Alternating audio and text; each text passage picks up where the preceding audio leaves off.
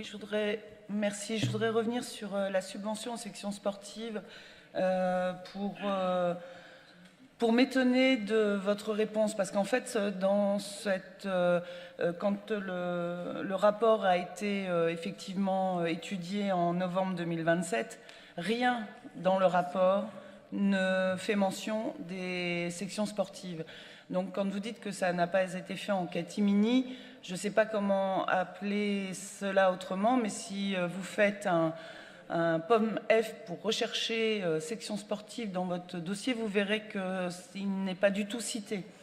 Ensuite, sur la mutualisation des personnels, des agents techniques des collèges, là aussi, je suis assez surprise par votre réponse parce que les principaux n'ont pas du tout été concertés, pas du tout. Mais je vous dirai pourquoi.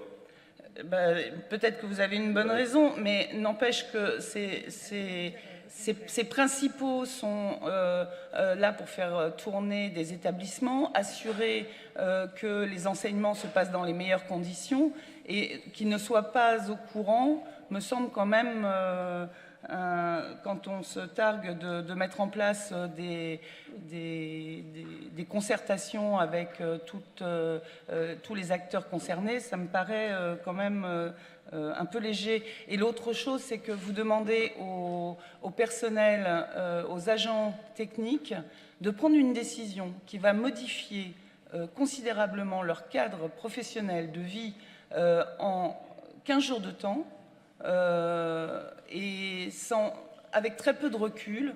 Je trouve que là aussi, c'est mettre un peu la pression. Quand on sait que pour un achat, on a 7 jours de rétractation, là, on a 15 jours pour prendre une décision qui va engager sa vie. Voilà, je suis un peu choquée. Allez,